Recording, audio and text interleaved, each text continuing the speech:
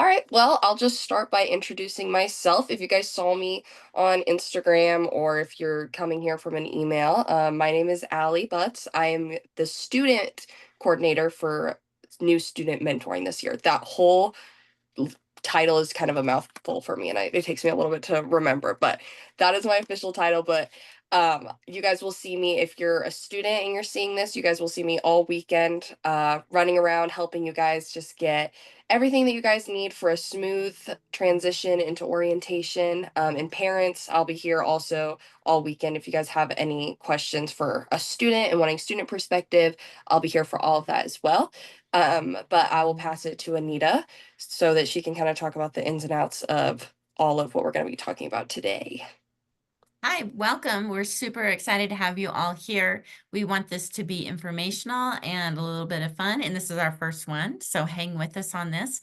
My name is Anita Watson. I'm the Dean of Student Engagement. I'm in charge of orientation this year, and we've got some really fun, exciting things in line for you. So we're going to share all about orientation, but first, I'm going to introduce you to Quentin Graves. He is the RD for Wright Hall and also Miller Hall. And he is also our housing director. So I know probably one of the first things you're thinking about is where am I going to live? How am I going to do this? And how do I get started? So let me introduce you to Quentin, and he can help you out with all those questions. Ooh. Thanks, Anita. As she mentioned, my name is Quentin Graves. I'm the Director of Residence Life, which oversees Wright Miller and housing and conduct and all that good stuff. So we actually I just want to just so everyone knows, and someone actually already figured out because we got a question. So if you have questions, you can send them into the Q&A at the bottom, or you can send us.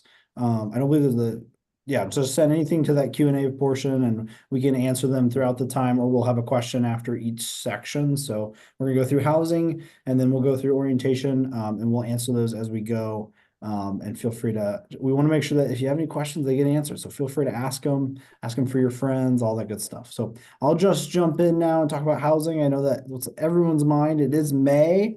So everyone's like, where am I living? What am I doing? Who's my roommate? Will they be stinky? Will they not be? All that good stuff. So we're trying to, and I'm navigating it as well with you. So I'm going to get started here. Here we go. So first off, every single student at HU, whether you're an incoming student, so incoming freshman or transfer, has to have some type of housing application. So these are the types of applications we do.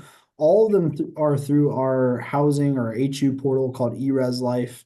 That's the company, the software that we utilize, and that's where all the student housing information actually gets stored for the entire time that you're at HU. So you'll use this every single year that you are a student. And so every year you will have to have one of these two applications. So for incoming students and transfers, you can have either the housing application, which is the most common. So that's the fall 25, spring 26 residence hall application. When you fill out that application, I just ask that you be accurate and honest. I am the one that gets to see that on my end. All that information is secure in there, so we're not going to be sharing all that, but I really need accuracy with it because, as you'll notice, that's what I use for your like your roommate pairings, things like that. And even if if you're going to come in with someone, again, we'll talk about that in a second, please still be accurate and honest because sometimes those roommate situations don't always work out. And so I just want to know that I have the right information in there, and you can edit it at any time as well. So there's a note, there's a section right at the end that asks, like, do you have any hobbies, interests, or anything that we need to know? And when you're filling out that portion, you can, again, put any hobbies, interests, anything else, but you can also put, I have a severe peanut allergy or allergies of any kind, or I really would like to be with someone that really likes Star Wars. That's what I put on mine because I love Star Wars. Coming into school, like things like that. You can put any of that information, and then that information will actually get utilized to actually make roommate pairings and all that good stuff. And it helps me also decide what floor or hall that you need to be in, because every floor and hall, as Allie can kind of contest to, has a different personality and things like that. And so I want to know all that so I can place you with the right RAs and student leaders and all that good stuff. And then if you actually live close to campus, or if you're above 22, or if you're a married student, then you can actually apply to live off campus. And so that's that commuter application, or the request to live off campus application, as we call it. So fall 25 to spring 26 commuter app. If you're going to be living with your parents within 70 miles, if you're happen to be a married student, or if you're older than 22, you can apply to live off campus. With that, you will need to have a parent letter where your parents stating that you're gonna be living with them, and what address you'll be living with, and then a marriage license if you're married. We do require those within the application. So just have those available if you're gonna be filling that out, so you don't be like, oh, I need these things, I'll come back to it. You can do that, it's okay. But if you just want to be prepared ahead of time, it'll help you, streamline through that process. The eRes Life link for the HU housing portal is right there, and then that QR code as well is listed there, and it's also within our orientation app, which we'll talk about at the end, so that you have full access to that. All right, so roommates, what's this look like? What's everything? So let me move some stuff around.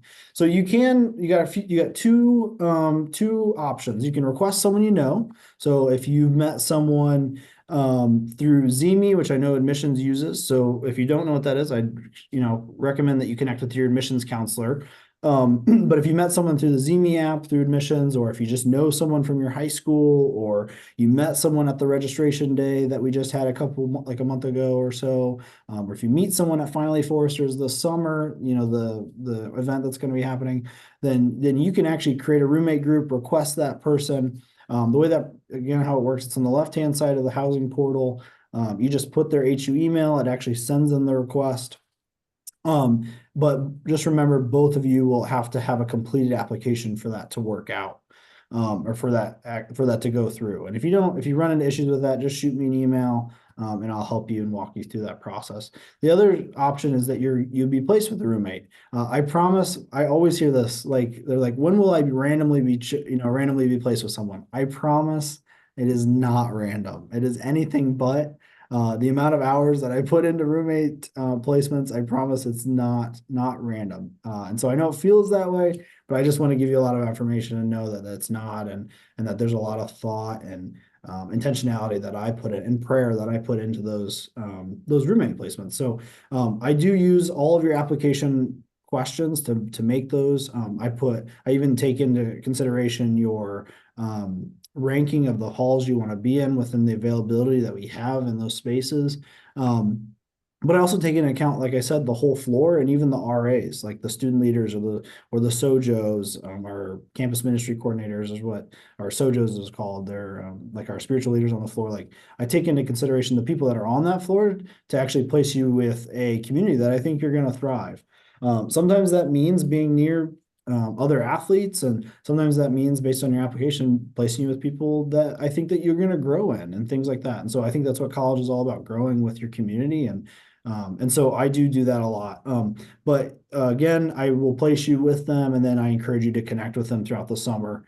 One thing I always kind of put like a caveat in, roommate relationships. So as you're going and navigating these roommate relationships, whether it's someone you're requesting, or someone that you're placed with, just remember that many roommates are friends, and that's great. But also, many roommates, like a healthy roommate relationship, is a healthy acquaintance. Someone that you can coexist well with, that maybe you guys are not, on the same team together or in the same major, but you guys just get along well because you have same interests, or like it works really well because you're doing your thing and they're doing their thing, but you guys just live together well. Sometimes I hear like, I just really want to be their best friend. And I think that you are going to meet a lot of your best friends at college. They just sometimes may not be your roommate.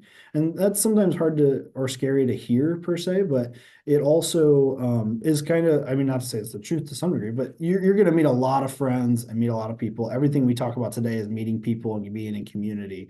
But sometimes that roommate relationship is a best friend. Sometimes you can ask, it really varies. I could talk to 5 different students in the hub, our student union here. One of them might say, yeah, I'm best friends. The other one might say, I really like my roommate relationship because we only talk for a couple minutes every day, but we live together well and we respect each other's space. And, and then another one might be like, yeah, I talk to him here and there and I see him at practice, but, I don't see him any other time, but that works well because we're both really busy and we have our own groups. So it just looks so different. And so I guess I'm saying all this in the sense that if you have like kind of in your mind, like the the TV movie personality of like my roommate is my best friend and all that. Like that could happen, but also just be open-minded about what those relationships look like and what that actual process is going to look like as you develop and grow throughout the next year. You're going to go through a lot of changes. And it is kind of scary at times, but it's exciting. And you got people like us to kind of walk with you in that. And your student leaders, when you get on campus, will help you navigate those relationships as well. Let's see. I have one more slide, I think. Yep. So the next thing that I want to talk about is kind of your packing list. So this is a packing list. You can obviously say this. We're going to send this out. We also have this saved as a PDF that I believe the admissions team usually sends out throughout the summer. So this is everything that we would suggest to bring. That's a possibility. You're definitely not required by any means. Like, we never want there to be any like financial restraint or anything like that for providing these things, but these are just kind of some essentials that we ask students like, hey, what would you want or what would you not want to forget at home? And what that looks like. Not every student on campus has a bicycle, but some students like that. Our campus isn't huge, so you can easily walk everywhere within 5 to 10 minutes. And so, those are just little things. One main thing that I always ask families or students not to bring so that we don't have to send it home with you during move-in is any upholstered furniture. It's a policy that we have in place. So if you have a futon and like I said, when we send out this list, it'll be listed on the second page of this packing list, but it tells you what not to bring, like lava lamps and upholstered furniture. But the upholstered furniture is the big one. Futons, just make sure it's a standard frame with a removable pillow type mattress instead of like the actual built-in frame. I don't know if that makes sense, but the futons just need to be the actual comforter or like the pillow portion needs to be removable. And so it can't be like the leather ones or the ones that are like stitched around upholstered, right? So just make sure you're kind of thinking about that as you're thinking about futons and different things like that. And then any other upholstered furniture is not allowed either. And so please leave it at home because we do not want dad to have to carry it up the stairs and then be like, hey, you got to put that back in the truck. So that's just our kind of a warning for you. So yeah, these are all really great things. Let me see. Let's see. And then we'll go here to questions. Okay. Perfect. There's one. So one actually came in. My son already chose a roommate, created a roommate group, but not. So if you've already created a roommate group with someone, and that person is not attending HU, that person, typically their application gets canceled once they've actually canceled with the admissions office. So the roommate group would be null at that point, and we usually place that. So this will lead to another question, I'm sure. We haven't actually started making placements yet for students, and that will actually be happening in the next couple of weeks. We try to get the application or the housing placement process for incoming students started by June 1. And so I just answered that question. So before June 1, but that kind of depends. So anyways, let me kind of keep going. So we'll try to start making placements before June 1 if we can, but it's also dependent on some of it's kind of dependent on when you completed your application. And so we actually go down the list, the fastest, the earliest completed all the way down, and then kind of go from there. And so it will at that point happen each month. There'll be kind of a lot of students that will go through and place.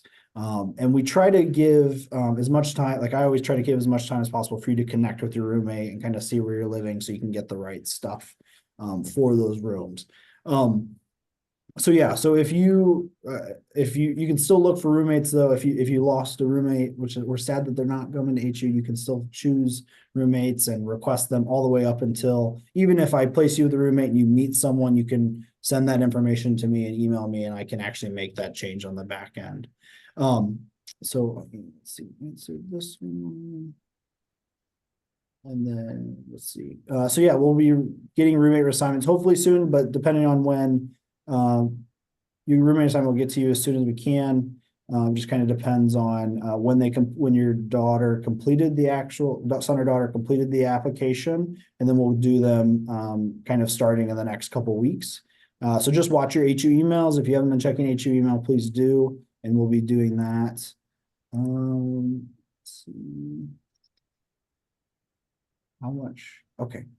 How much do campus jobs pay? I guess I can also answer that too. Every job's a little different. And so campus jobs they kind of vary, and they vary from different groups.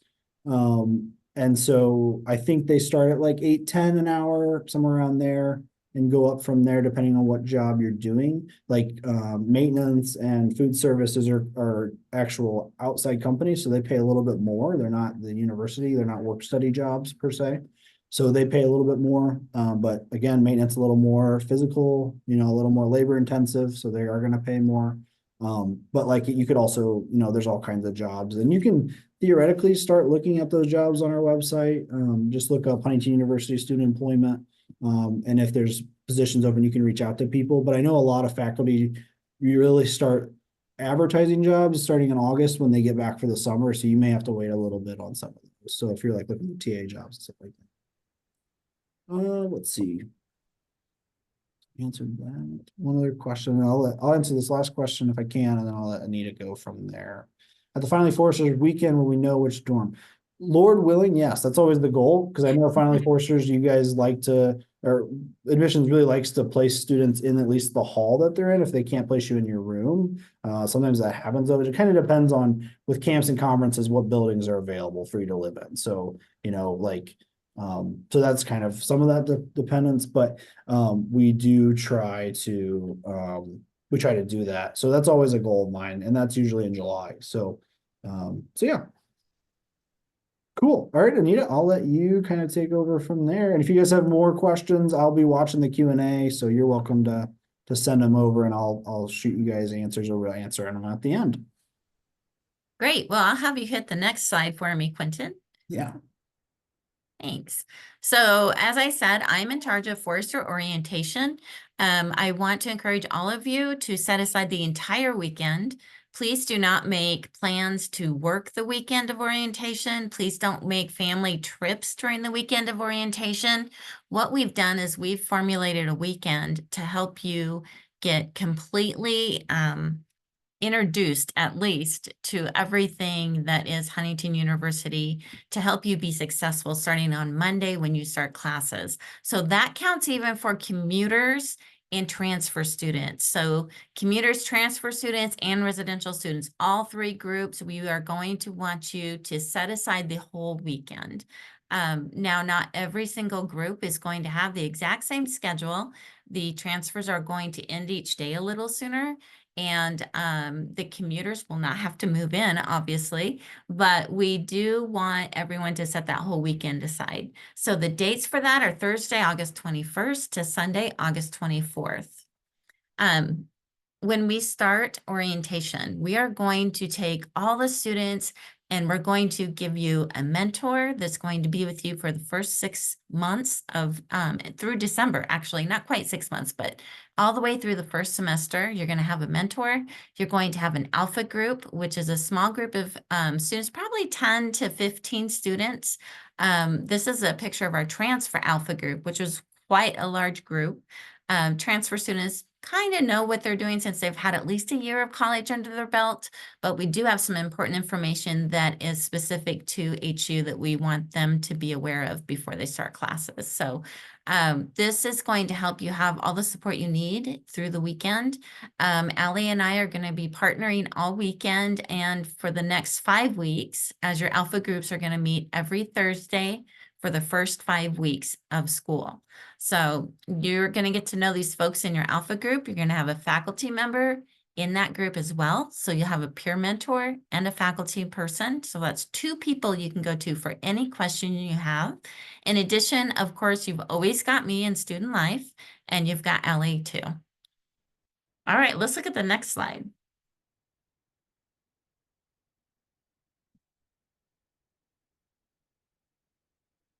Okay, so move-in day, one of the most exciting and I think the most energizing days that we have. We anticipate a lot of emotions, but it's really been set up to really help you get the most out of the day. You have an option to register for move-in time. So we recommend 9 to 10 or 10 to 11 so that you can have the most time needed to get your items up into your room and get unpacked and kind of settled in. There is an option to come from 11 to noon, and you can pick that too. You just won't have as much time because once we start around 1 o'clock with our new student one stop, you are going to be busy. So commuter check-in, that happens at 1 p.m. to 2 p.m. Move-in day is very structured and runs really smoothly. The first thing you need to know, though, is that you want to check in at your welcome center in the admissions at the MCA. So most people, most students are familiar with where that is.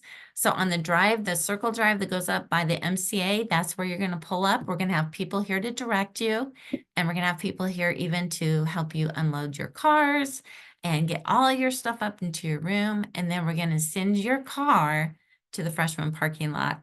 We'll have a shuttle to bring you back, and then you can unpack.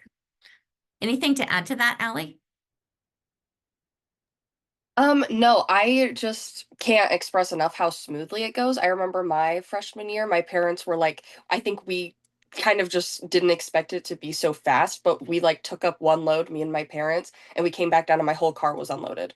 And I was like, oh, okay, well, that was almost too easy. So it really is, a whole group of students and volunteers will just come help you carry everything up, which especially if you live on like Livingston Third or Baker Third or somewhere where an elevator is not handy, that's really useful. So you just have all these students helping you carry up mini fridges and all of that.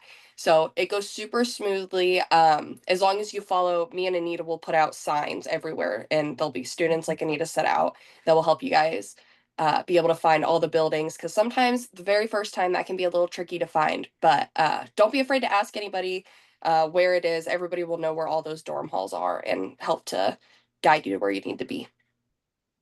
Okay. So let's go to the next. You can use this QR code to set up your move-in day. We're going to have that available later on too.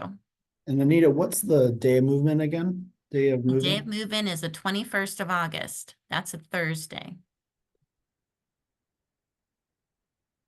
Well, we have some events that happen that are pretty important. I want to make sure, especially if there's any parents on the webinar tonight. Thursday, we are going to have a time that we're going to have a special dedication service for students and parents. So if you want to be here for that, it's really a pretty special session. Let me get I want to make sure I give you the right time. We're going to have that happen at 4 o'clock. So at 4 o'clock, parents and students will go into our MCA and we'll have our dedication service. It's just been a really special kind of a handoff time. After that, we'll have about 15 minutes for parents to say their goodbyes. And then students are going to enter to their first meal on campus, maybe second. We will have lunch available on campus during move-in day. So I'm sorry I didn't say that earlier, but you can take a lunch. The students' lunch would be covered by their meal swipe. If parents want to eat on campus, they would have to just pay with a credit card for their meal.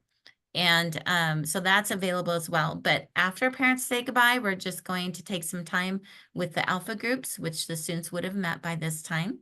And you're going to be able to have a nice dinner together with your alpha group, get to know some people, and we've got some fun activities.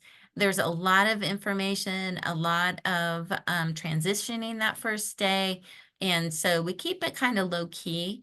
It is a lot of information, but I promise you it'll run smoothly. Ellie, anything on Thursday you want to mention? No, I mean, the only thing from a student perspective, I think that it is a lot of information being thrown at you. Um, you just kind of have to go in it with, I'm about to receive a lot of info and I need to be prepared for that. And then maybe you won't be as overwhelmed. But if you feel a little overwhelmed, like that is normal to feel that way, completely normal. Because it is a lot and because you're moving. So, but Thursday, we try to make it as smooth and as not overwhelming as we can. Yeah. Thank you. So on Friday's going to be a day set up to get you acclimated to what it would be like to be moving around in academics. What does it mean to be a forester? Academics, what I mean by that is you're actually going to meet with your alpha group in a classroom. Then you're going to have some workshops that you get to pick what workshops you want to go to. So if you're interested in getting your MacBook set up right and you want to go to that IT workshop, you can choose that. If you're interested in getting some academic helps and support services, you can choose that workshop. And mental health or all kinds of different workshops we have. You'll be able to register for each workshop that you want to register for in our app. And I'm going to give you a link to download that soon. Friday night is full of activities. We have a men's soccer game going on. We have a cookout planned for all the students. We have a dessert truck coming so we can have dessert with Dr. Pepper, our new president that starts this year. And so we're really excited about that. We also, it's just going to be fun hanging out on campus, and we've got a fun activity that I can't tell you about yet that you will be involved in with your mentors and your alpha group. So that will also keep you busy and hopefully give a lot of fun. Also on Friday night, we have a 5K. If you're a runner or you want to walk the 5K just for fun, you can do that as well. Saturday is our service day. So Saturday, we're going to have a few sessions together, but mostly we're going to be serving in the community. At Huntington University, it's Christ Scholarship Service, which is most important, those three points that we try to hit with everything we do. So we're going to go in the communities and do some things. In the past, we've painted, we've done some yard work, organized a garage, things like that for our neighbors and those that need some help. So that's really a fun bonding time. Afterward, we've got a really special activity planned. Allie has a lot to do with the next activity. So does Quentin, actually. I think has to do with a grill and maybe some smash burgers. So we've got a lot planned that day. That's going to be service, creating community on campus so that you can meet other students, faculty, mentors, staff, and get to know people and just feel like you're a part of the community here. Then on Sunday, we're going to worship together in the MCA. That's our large auditorium. We're going to have the Sunday service, and then everyone's invited over for a brunch at the DC. Commuters, I will cover all of your meals that you want to eat on campus. So if you want to eat your meal, come have worship with us on Sunday and go to the brunch, you're more than welcome to come as well. So, Allie, anything else to add to that? I'm very excited for Saturday. Saturday is definitely my favorite day that we have planned. Also, in the past, it's always been my favorite day. This will be my fourth freshman orientation, not because I've been held back, but because I've been working it. But I'm really excited for Saturday, especially. So, my piece of advice, if any students are in here, Sunday, you pretty much after worship, you have all day to rest. So my biggest advice would be, especially Friday, Saturday, when those social things are going on, get out there and like it will have like low key calm events that you can do, where it's just like socializing and getting out there and meeting people. Those are going to be the days that you want to do it. And then Sunday, you can rest. I mean, I understand everybody needs some time to yourselves to recharge, and that's totally okay. But I really, really want to encourage you guys to get out there and meet people on those 2 days because we have a lot of fun stuff planned, and I think that those are really important days to do that. Absolutely. I see a question we just had that just said what transportation will be provided on Saturday for those who don't have cars. We actually rent vans, and I had 2 buses last year. So we've got the transportation covered. You will not use your own vehicle during our service event, so don't worry about that at all. Yeah.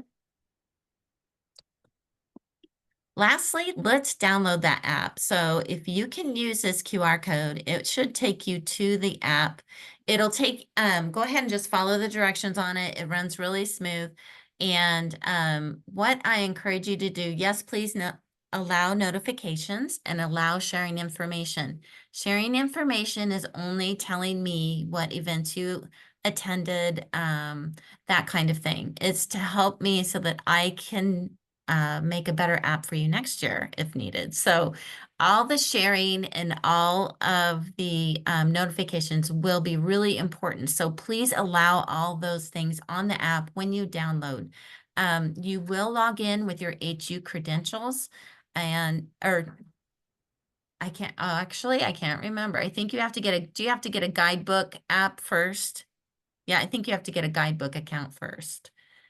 So Um, you might have to make up a password for the guidebook account. But if you just follow the instructions, it will lead you to it. It might ask you for a passcode. So write this down. If it asks you for a passcode, you want to use NSO for new student orientation, and you're going to use the year 2025. So NSO 2025, if you're asked for a passcode or passphrase Is it on the all app. one or is there any spaces on there? You No spaces. know, MSO. And it doesn't matter if it's caps or not. There will be some updates that will happen to the app between now and August, where it's like, I'm going to say 99% done. So there are some things that will happen to update it a little bit. Thank you, Quentin. Okay. The next thing I want to tell you about, when you do get your app, you're going to notice that there is a getting started button. It has a circle and a check mark on it. And that is your secret starting spot. Because if you go right there, it's going to tell you the ERES information. It's going to give you a link to the ERES application that Quentin told you about at the beginning of the webinar. It's going to give you a link to register for your move-in time and your orientation weekend. And it's also third, it's going to give you information for your ID paperwork. So in college, your ID gets you into everything, your dorm. It gets you your food. So if you want to eat and sleep, you definitely need your ID. So you want to make sure you complete that ID paperwork. The sooner, the better. And then lastly, parking decal and vehicle information. If you will not have a car on campus, Allie, how does that work? You have to tell us you don't have a car, right? if you don't have a car Yeah. at all, I'm not sure. Quentin might know that better than me, or I'm just passing the blame to him. Oh, you're good. If you don't, you can opt out by filling out an application on the portal that takes that fee off of your account. If you don't know how to do it or you can't find it, just shoot us an email and we'll make sure you get the information. But Okay. Hey, this is the end of what I have to tell you about orientation. What's really exciting is this is our first year for the app. So if you actually download this app, parents, you can download the app as well. You can play around with that and see what's coming up, what's it going to look like. There's a full comprehensive schedule you can see on the slide there. That tells you everything that is going to be happening during the weekend and when. You can make a to-do list, which is called My To-Do List. So if you have certain things that you want to do, you can actually create your own to-do list. You can connect with other people and your mentors. There's even some connections for the international students who will have their very own orientation that will happen before Thursday. So international students, your orientation is going to be Monday, the 18th and the 19th. So Tuesday, the 19th. So you will have the 20th without any kind of orientation for international students. And then you will start the regular orientation, the 21st, 22nd, 23rd, and 24th. So the first 2 days for international students, that is applicable only to you as an international student, but very, very important to attend those days. Okay, well, do we have any questions? We can certainly navigate any questions that you might have. This is being recorded, as you may have noticed, so that students and their parents and those interested can rewatch over and over if you need to, or you can have those QR codes available to you. We are going to send this out as a recording and we will actually post it. We have to work with our marketing people here real quick to get that done, and then we will make it available to you. Quentin, any last words? I don't think so. I think I think we answered there's one question that came up about international orientation, if there was things. Yeah, the Monday and Tuesday will be jam-packed with stuff. We give you the day off on Wednesday so that you can get your room acclimated, all that fun stuff, and then you join back in on regular orientation Thursday. So there'll probably be some things Thursday that you can do as well. So We have, even on Thursday, there's a women's soccer game going on. I believe the volleyball team's on campus as well. where can we find the video when it is posted? I believe we're working with admissions, so we'll make sure that that's applicable, whether they're going to email it out to each parent and student. I'm sure we'll talk with them to see what the best option is to make sure that it's just available to everyone for each of these recordings each month. But yeah, we'll make sure that it'll probably definitely be emailed out to everyone, but we'll also make sure it's in a readily available location as well. Yeah, that's our goal this year, to work really closely with admissions so that your handoff between admissions and student life is going to be really smooth. Is there Okay. any other questions really quick? If not, we will. Okay, cool. All righty. Well, oh, there is a couple. Let's see. For international students, what happens to things we can't bring? You can, there's actually a time, I think within those first couple days, if you that you can actually, we'll have time to go to Walmart and get things that you need to. So we have Walmart and Kroger and different stores. There'll be some time within those first couple of days of orientation where you can do that. So you can get anything kind of right when you move in. And then do you need to come? Theoretically, we're gonna have, so each month is a different, do you want to talk about that? Like each month, Sure. the different webinar Wednesdays and what that's gonna look like?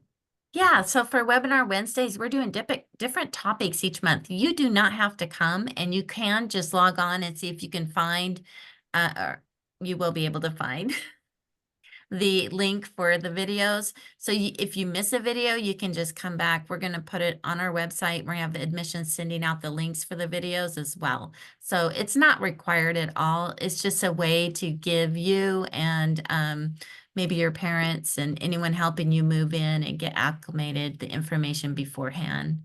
And it calms nerves, I think, when you get things early. So the second webinar will be in June. It'll be June 11th. That's the second Wednesday.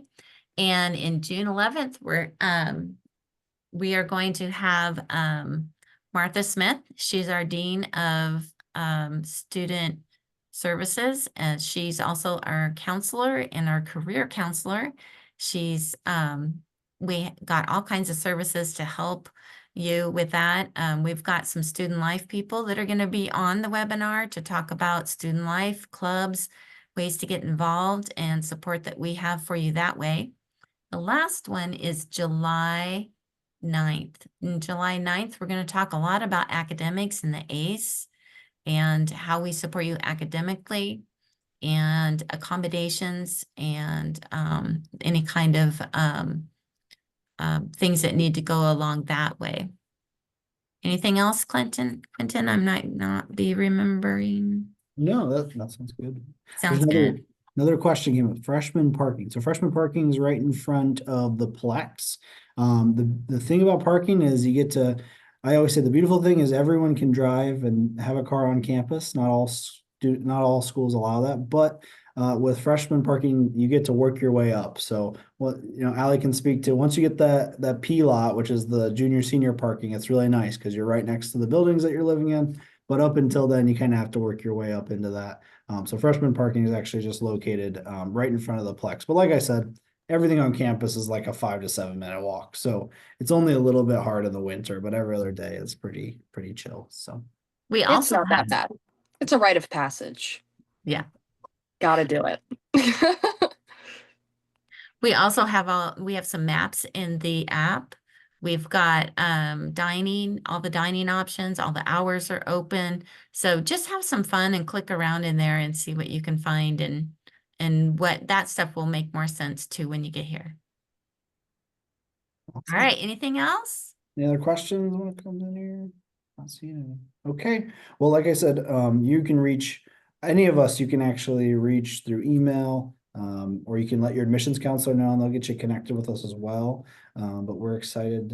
I know Nita's excited to talk with you the next couple of months. I don't know how many of those I'll be on as well, but if not, if I don't see you till then, you're welcome to call me or reach me any way you need.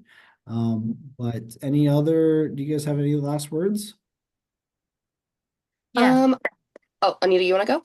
I'm sorry, I just saw a question come up about early arrivals. Anyone who's arriving early on campus, even and the vet, this particular student is in the vet nursing program.